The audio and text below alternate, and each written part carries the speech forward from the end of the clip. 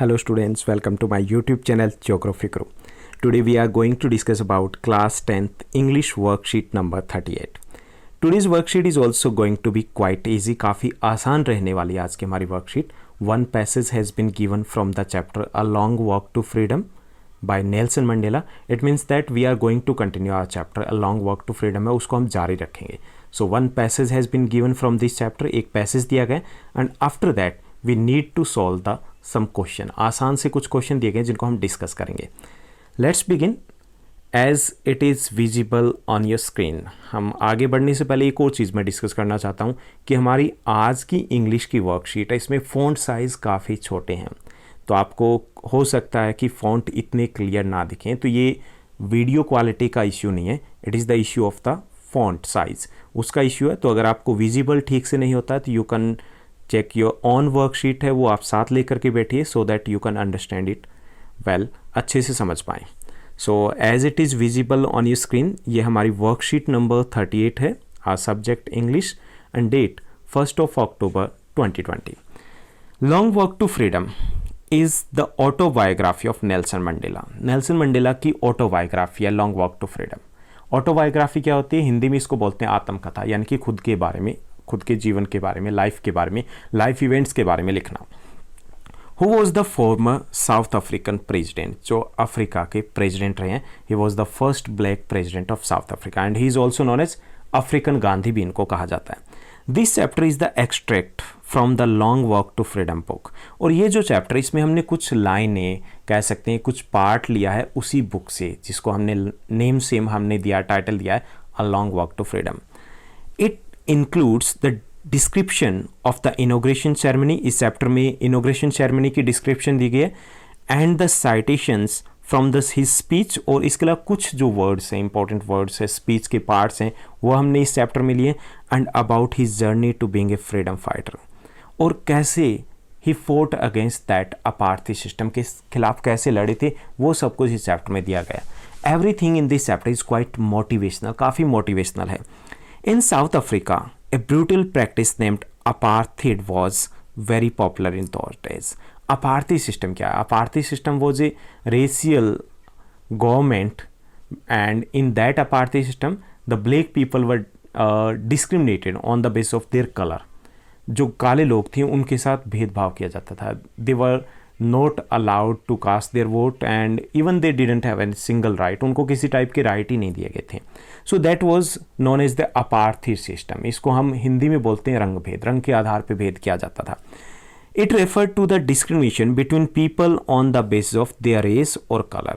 कि apartheid means the discrimination on the basis of the color or the race, यानी प्रजाति या रंग के आधार पे भेद करना, that is known as apartheid बोला जाता है. It was one of the most brutal societies in which dark-skinned people were deprived of their basic rights. Deprived होता है वंचित करना. तो यहाँ पे इस सिस्टम में, अपार्थाइड में क्या था? The dark-skinned people, the black people were not given any rights. उनको rights नहीं दिए गए थे.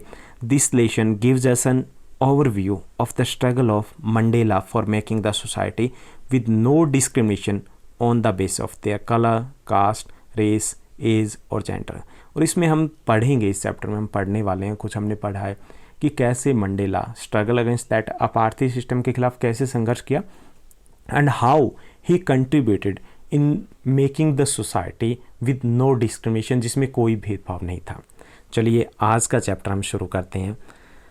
आज का जो हमारा पैसेज है, first, in life every man has twin obligation. Mandela is saying that हर व्यक्ति की लाइफ में दो ऑब्लाइजेशन होते हैं. ऑब्लाइजेशन मीन्स ड्यूटी होती है, दो ड्यूटी होती है. ऑब्लाइजेशन टू हिज फैमिली, एक तो हमारा फैमिली के लिए ड्यूटीज होती है. Second, obligation to family means to his parents, to his wife and children.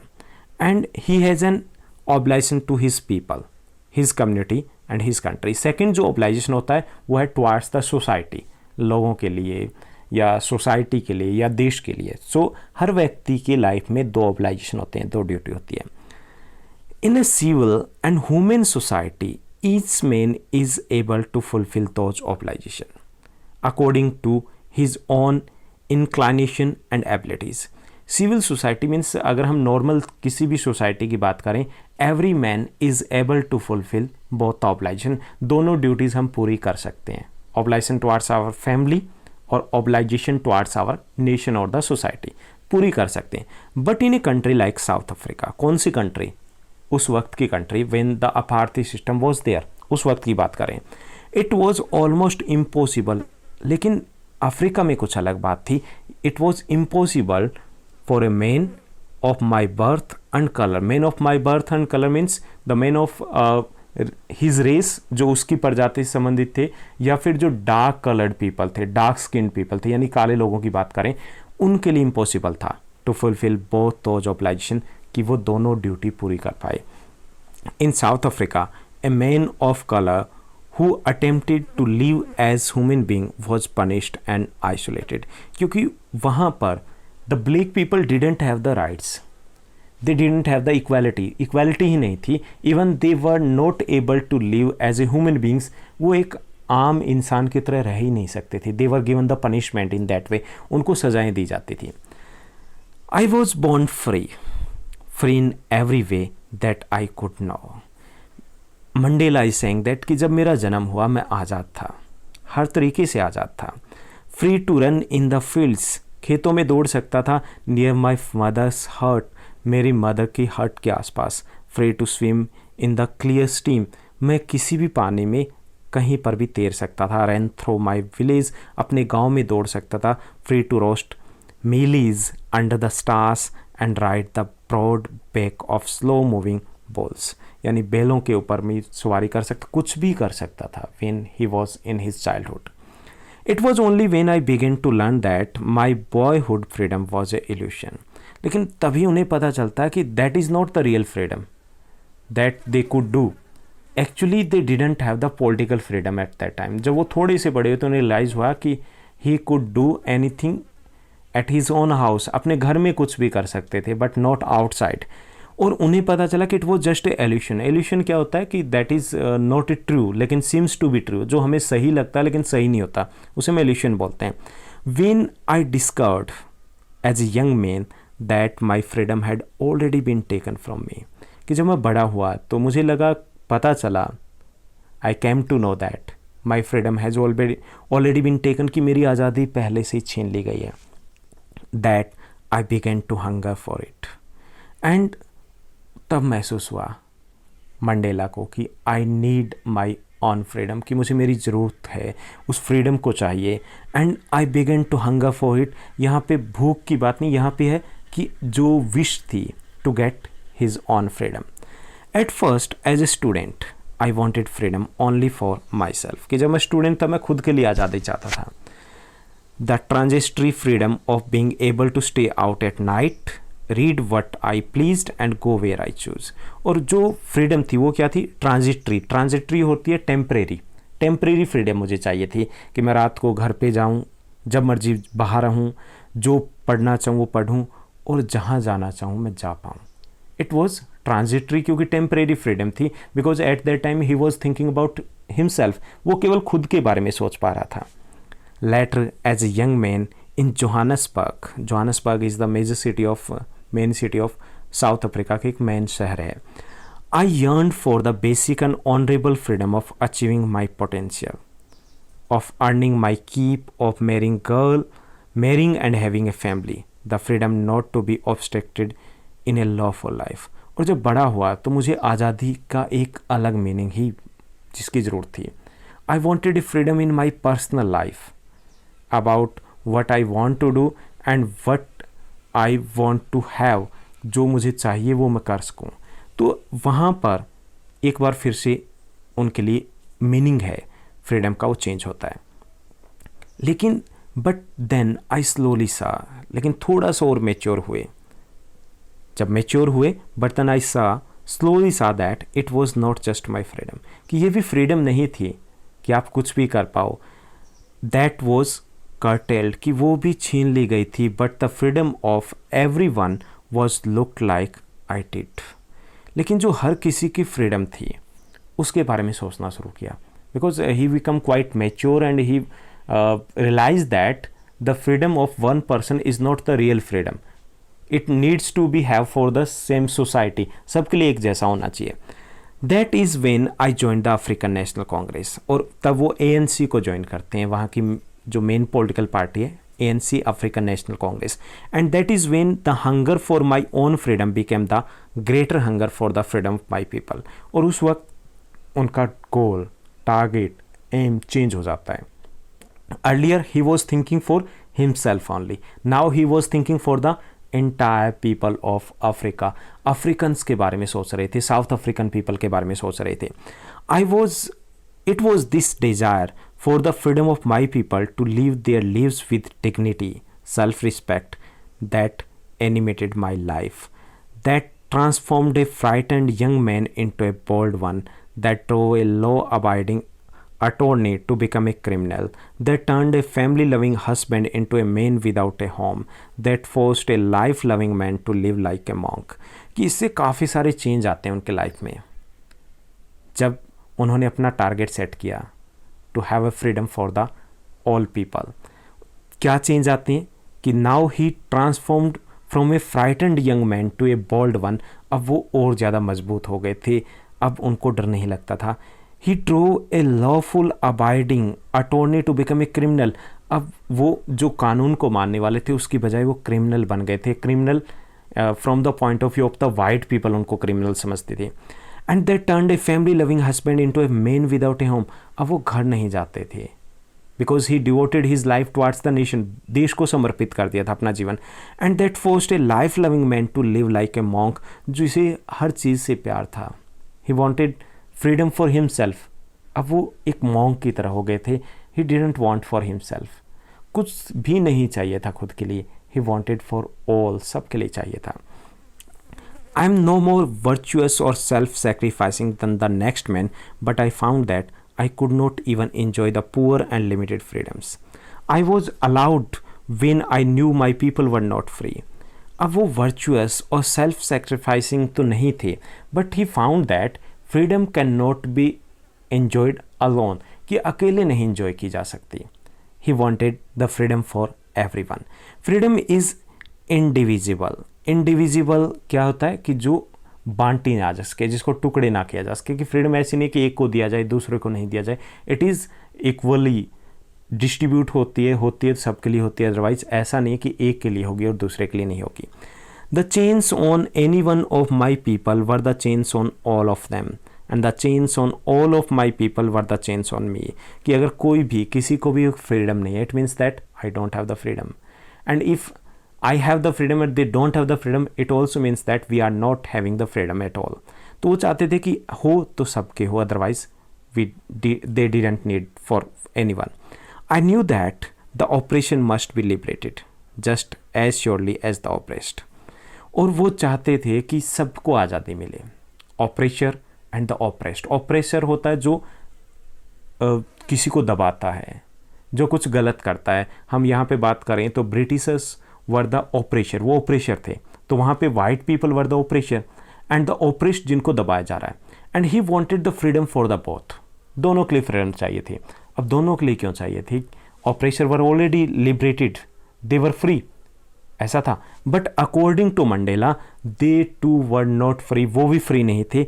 A man who takes away another man's freedom is a prisoner of hatred. कि जो दूसरा व्यक्ति होता है वो भी गुलाम होता है। द प्रिजनर ऑफ हेटर्ड, कि उनके मन में नफरत होती है।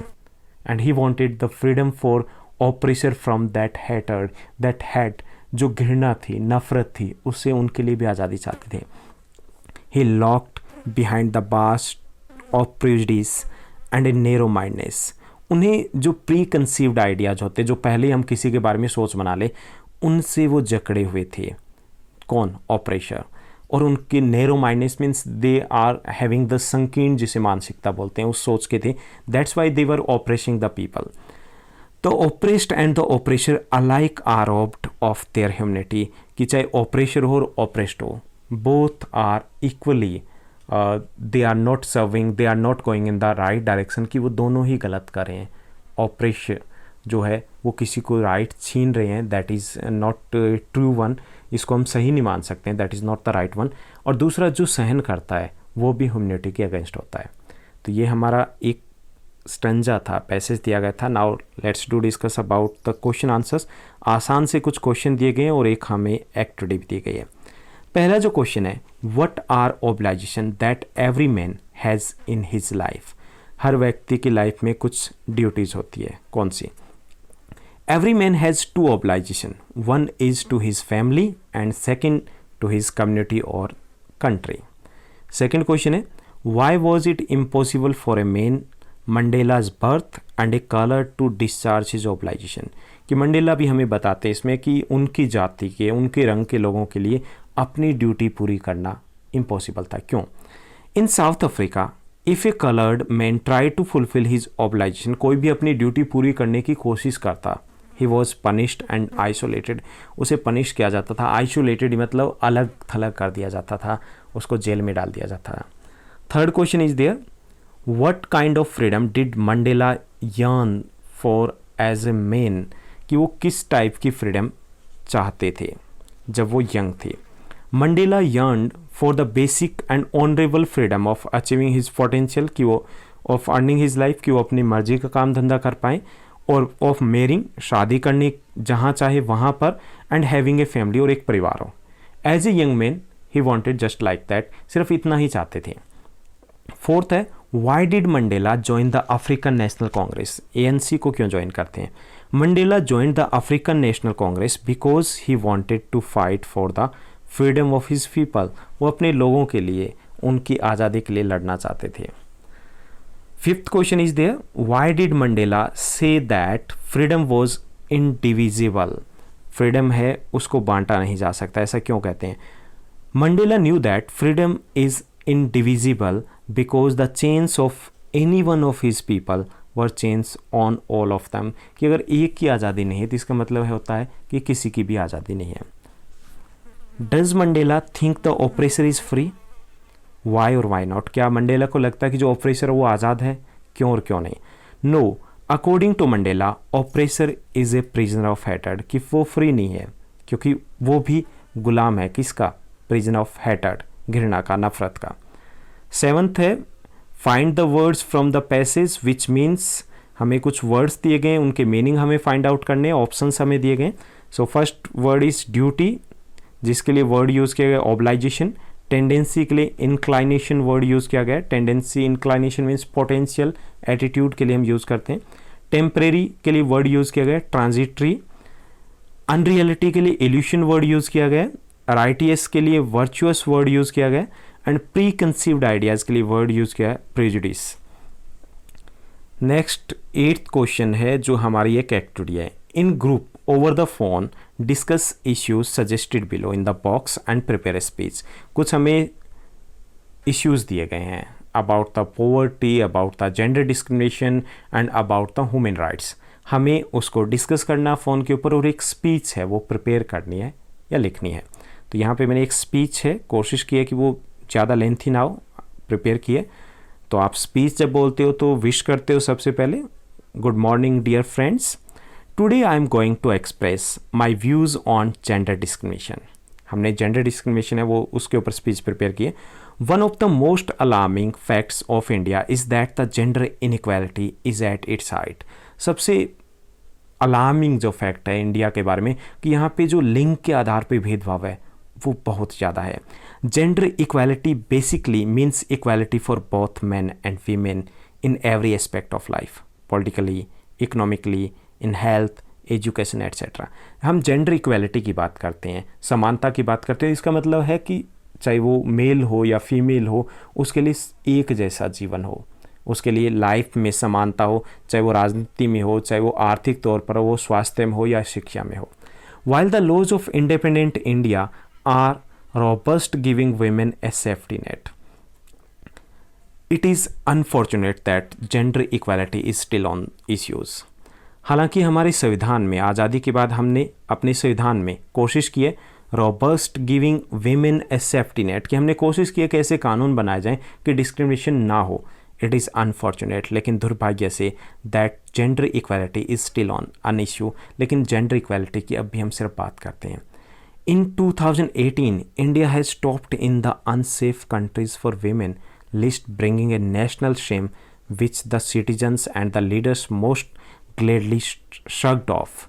कि 2018 की बात करें तो इंडिया ने टॉप किया था जो अनसेफ कंट्रीज़ थी उनमें, जो वेमेन के अनसेफ कंट्री है उनमें टॉप किया था। So it is a shame for India, shame for us and shame for the leaders. सबके लिए एक शेम की बात है, लेकिन leaders most gladly shirked off, लेकिन लीडर्स को इससे कोई फ़र्क नहीं पड़ता।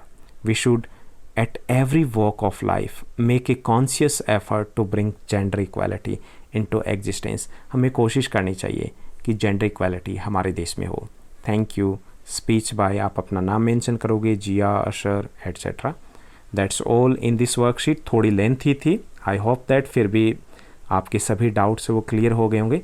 ऐसे ही हमारे साथ बने रहिए और एक छोटा सा कमेंट जरूर कीजिएगा। बड़ा अच्छा लगता है जब आप कमेंट करते हो, कनेक्टिविटी है, जो बॉन्ड है हमारा और ज़्यादा स्ट्रॉन्ग होता है। तो आज की इस वर्कशीट में बस इतना ही। Thank you, bye bye, have a nice day.